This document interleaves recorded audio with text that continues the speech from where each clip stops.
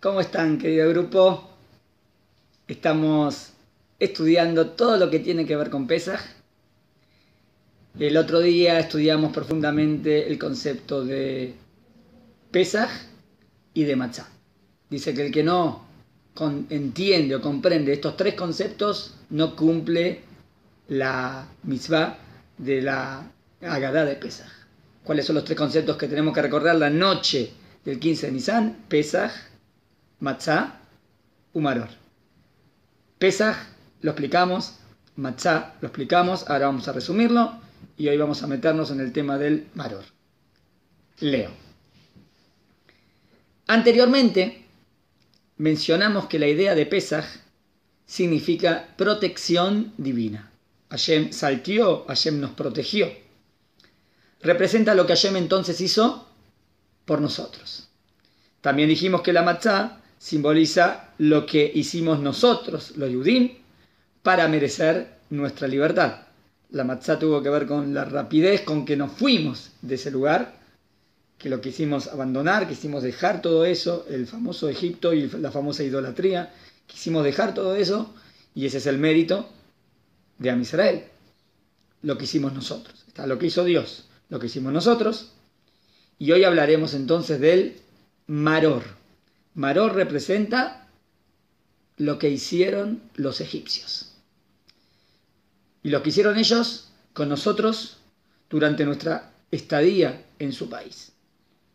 Vamos a hablar especialmente, no al principio, porque al principio cuando llegamos a Egipto, por ejemplo, en el faraón de Yosef, ahí nos reciben bien. Estoy hablando la segunda parte, que fue la tragedia, ¿no?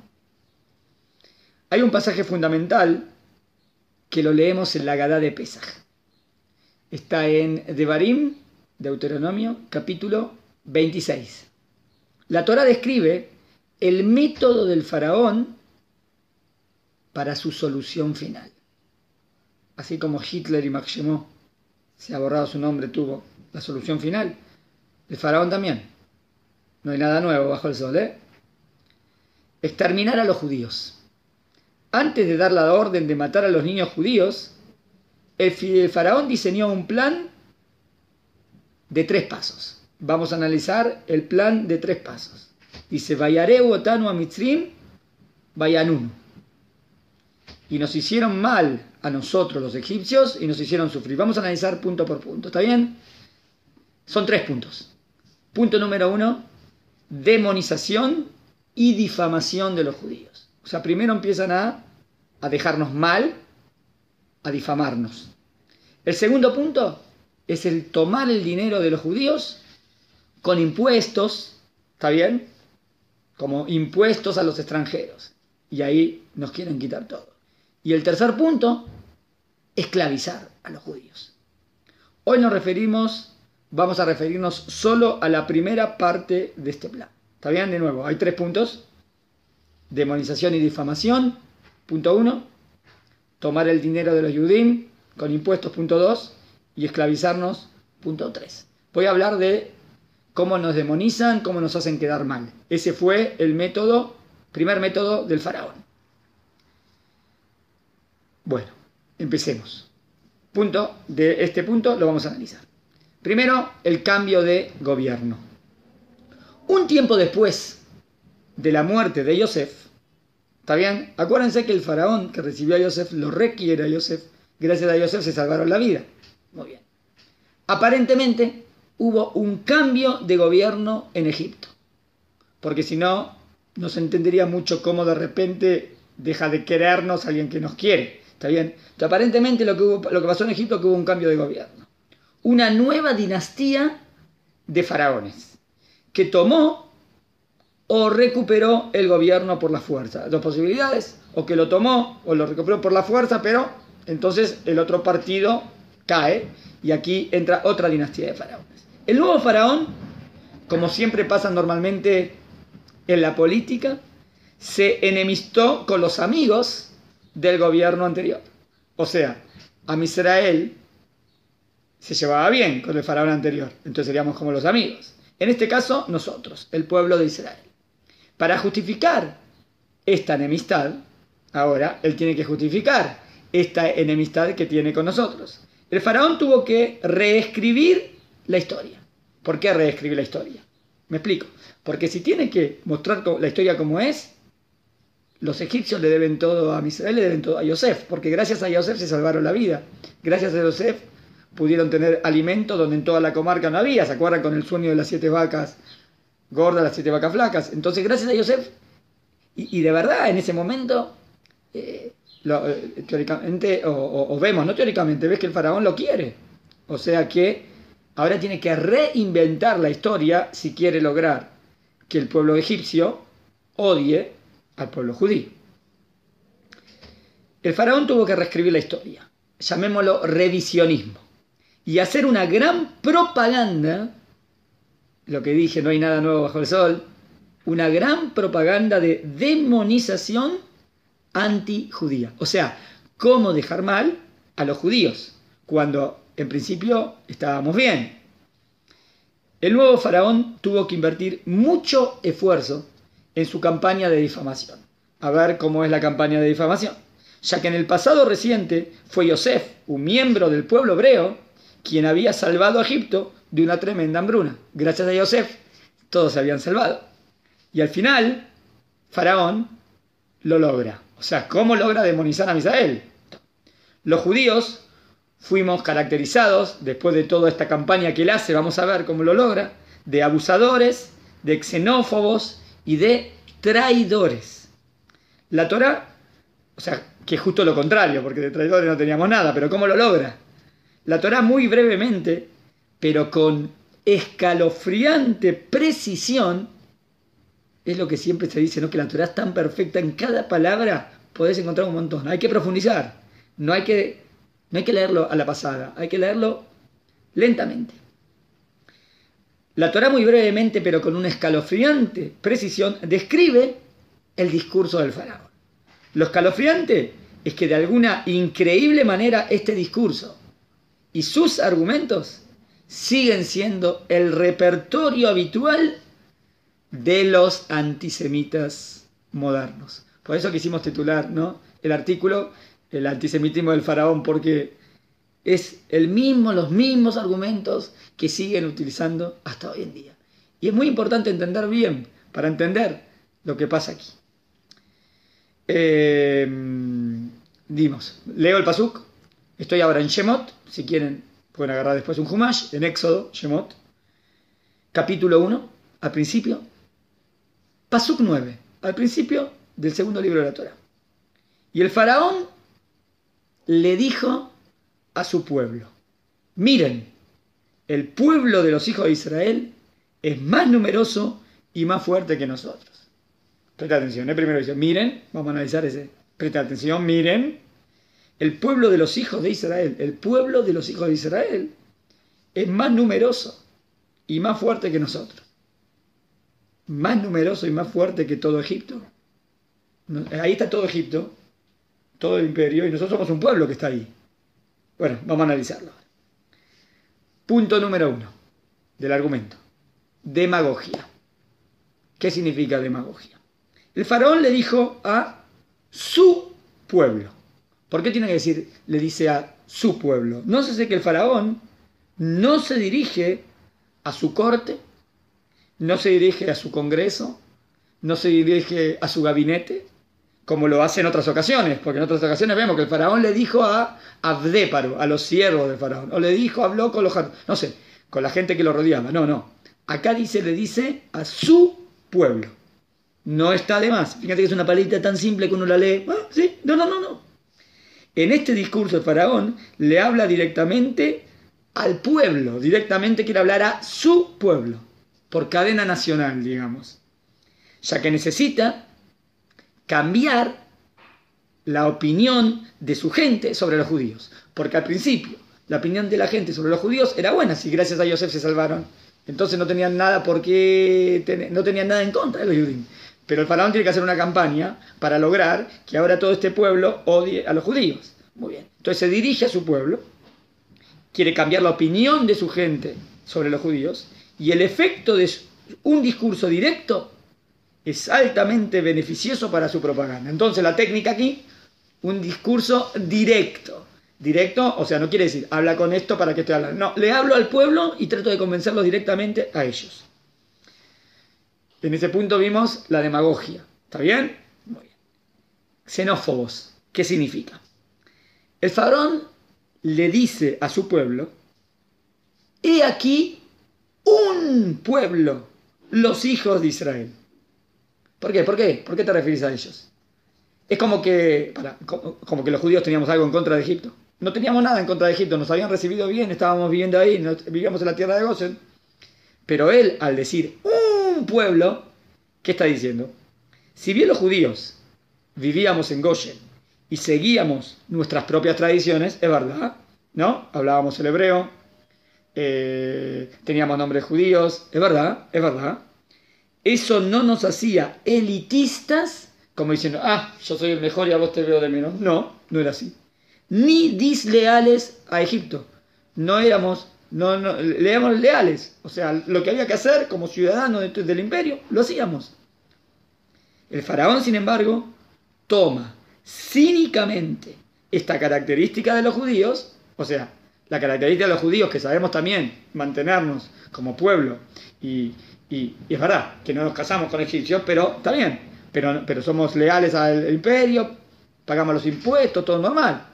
Entonces él se aprovecha de este punto que nosotros tenemos, de nuevo, toma cínicamente esta característica de los judíos, probablemente enfatizando, ¿está bien?, la endogamia, para afirmar que los judíos no son parte del pueblo egipcio. O sea, agarra este punto a favor de Am Israel, que no tiene nada de malo, pero él lo quita lo agarra como diciendo, mirá, hay un pueblo como que se creen los mejores o que se piensan que son. No son parte del pueblo egipcio. Y en estas palabras, ¿qué está haciendo el faraón? Lo está difamando. Y nos está caracterizándonos como xenófobos y cerrados, como que son un pueblo cerrado o racista o que... y nada que ver, nada que ver. Pero él aprovecha un punto positivo de Israel para decir algo negativo. Y eso es lo engañoso aquí. Y estos son puntos muy clásicos también antisemitas. Voy al tercer punto. Entonces estaría diciendo el faraón, son demasiados judíos. Luego el faraón dice, éramos muchos. Miren este argumento y analícenlo, son más que nosotros. A mí me parece realmente es completamente falso. Es verdad que éramos numerosos, pero no somos más que todo el pueblo egipcio. Está bien, somos una nación extranjera ahí, pero no más numerosos. Miente. El faraón está mintiendo. Y es un clásico argumento antisemita. Los antisemitas modernos también exageran deliberadamente el número de judíos para prevenir al mundo sobre nosotros. Cuando quieren decir, los judíos van a hacer algo muy grave, nos quieren conquistar, quieren destruir el mundo, son millones de millones, son cientos de millones, mil millones. Nada que ver. Nada que ver. Nada que ver con un ejemplo solamente. Pero no es... El ejemplo, por ejemplo, una vez una persona, un rab mío, viajaba a México, entra en un taxi. Empieza a hablar con el taxista y dice, usted con esos judíos aquí en México, sí, son como 50 millones. 50 millones. No existe en todo el mundo. Somos 13 millones, 14, 50. No quiere decir, eso no fue un argumento, no como antisemita, pero normalmente es como que piensan que somos más. Ahora, este argumento, el faraón, de manera mentirosa, lo utiliza para mal. ¿Por qué? Los antisemitas modernos también exageran deliberadamente el número de judíos para prevenir al mundo sobre nosotros, cuando quiere decir, cuidado con el pueblo judío. La única vez que se minimiza el número de judíos es cuando los judíos somos víctimas. O sea, cuando somos víctimas, ahí dicen, no, son poquitos. Ejemplo, en la Shoah, ¿no? Todos saben que murieron 6 millones de judíos, mínimo. ¿Y qué dicen? En la Shoah solo murieron 1 millón de judíos. Lo demás es propaganda judío. Mentira. Ahí sí murieron 6 millones, pero ahí dicen menos. Cuando quieren decir, cuando es algo en contra nuestra, ahora quiere decir que somos menos. Ahora, cuando quieren decir algo, cuando quieren decir algo en contra nuestra, que nos hicieron algo malo, quiere decir que somos menos para salir mejores parados, que no fue tan grave, no murieron tanto. Pero cuando quieren decir, acusarnos de de que queremos conquistar el mundo o algo por el estilo. Dicen, son muchísimos, son un número más de lo que son. Dicen, por ejemplo, así. ¿Está bien? Entonces, otro clásico punto antisemita. Poderosos, ricos. ¿Conocen este argumento antisemita? Los judíos son todos poderosos. Los judíos tienen toda la plata del mundo. ¿Dónde lo vemos? El faraón caracteriza a los judíos como poderosos y ricos. Y repite la famosa mantra antisemita total. Los judíos son más ricos que nosotros. Pero hay que ver esta expresión con un poco más de profundidad y entender sin alejarnos de la semántica hebrea. Está bien, vamos a tratar de ser fieles a la semántica hebrea y fíjense lo que quiere decir el faraón. Dice que el faraón no está diciendo únicamente que los judíos son ricos. El faraón dice, son ricos, ¿está bien? Una palabra decir, son ricos, pero son ricos por nosotros, o sea, puede ser más que nosotros, o puede ser por nosotros. ¿Cómo van a decir así? ¿Qué está diciendo? ¿Qué quiere decir? Que son ricos por nosotros. Es decir, los judíos se hicieron ricos, y si son ricos es porque nos quitaron nuestro dinero. ¿Conocen el argumento antisemita? Clásico.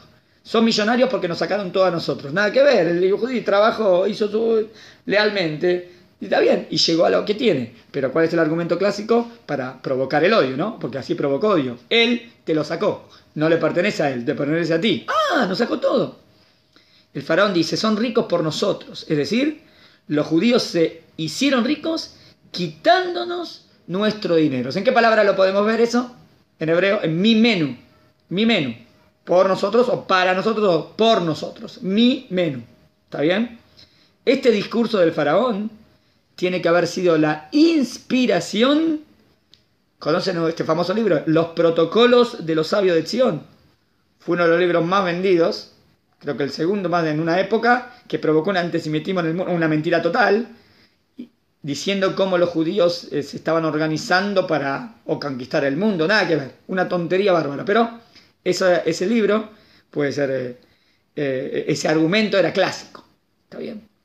Y de todas las teorías de conspiración antijudías, todas las teorías de conspiración, que son falsas, antijudías hacia nuestros días, están basadas en ese argumento. O sea que vemos que el argumento del faraón, ahí todos los antisemitas sacan todo lo que dicen. Veamos el último versículo, el último pasuk. El faraón continúa, el pasuk 10. Todo esto fue basado en el pasuk 9 de Éxodo 1. Ahora el pasuk 10. Seamos pues más astutos que ellos. No sea que se multipliquen y en caso de guerra se unan con nuestros enemigos, peleen contra nosotros y se vayan del país. A ver, ¿cuál es este argumento antisemita? Los judíos son muy astutos. Puedes decir, si quieres, si son inteligentes, pues si son inteligentes. Eso no. Puede ser que a lo mejor estoy describiendo algo que tiene. Pero acá están utilizando el argumento como es astuto como para mal, para aprovecharse de mí. Eso es lo que quiere decir. El faraón dice indirectamente que los judíos son malévolamente inteligentes. ¿Ven? Astucia, pero entre comillas, para mal. Insinuando que fue así con astucia que explotaron a los egipcios y tomaron su dinero. ¿Se acuerdan que son más numerosos que nosotros, o más fuertes que nosotros, o más poderosos, o más ricos que nosotros? Y ahora vendría diciendo, y bueno, ¿qué está insinuando con esto? Que con esa astucia malévola nos aprovechamos de ellos. Explotaron a los egipcios y tomaron su dinero. Todo mentira. Todo mentira. Ahora, es el momento de hacerles pagar y recuperar lo nuestro. ¿Ven? Él quiere dar un argumento de cómo hacer para sacarles lo que tienen pero ¿cómo se la justifica el pueblo? Recuperar lo nuestro. Y la única manera de lidiar con los judíos es ser más astutos que ellos. Entonces, ellos son astutos, nosotros seremos más astutos. Todo esto, por supuesto, crea en el pueblo egipcio un gran resentimiento hacia los judíos. ¿Ven? ¿Cómo se puede mover a las masas? ¿O cómo se puede provocar, hacer nacer un nacimiento de odio hacia otro pueblo? Obvio, acá los más culpables siempre serían los líderes, los que provocan todo esto. Pero también está en la persona que tiene libre albedrío no creerse las tonterías. Está bien, y tener buenas cualidades y no llegar al odio o a lo que sea. Todo esto, por supuesto, crea en el pueblo egipcio un gran resentimiento hacia los judíos, a quienes se los culpa con mentira de haber usado su inteligencia para abusarse de los egipcios. Totalmente mentira. Todo lo que dijimos no hay nada real. O sea, era un pueblo leal, que vivía en Egipto, vivíamos tranquilos, teníamos nuestra propia tradición, no le hacíamos mal a nadie, estábamos firmes, y miren todo lo que inventó este faraón.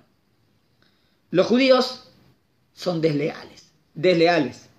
Y ahora llega la estocada final del faraón. La más conocida acusación antisemita. De los argumentos más conocidos, esta es la más.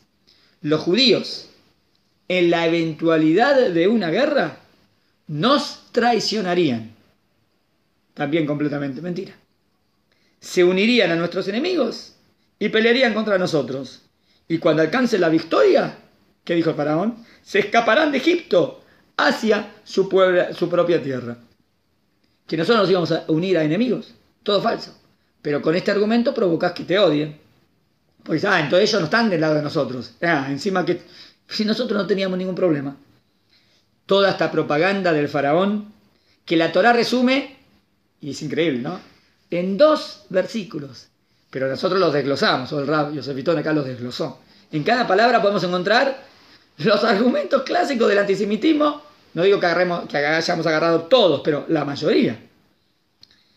Toda esta propaganda del faraón, que la Torá resume en solo 2 versículos, logró su objetivo. Ya que solo 3 versículos más adelante, en Éxodo capítulo 1, versículo 12, pasuk 12, vemos el resultado de la propaganda antisemita. Vayakutsu, y los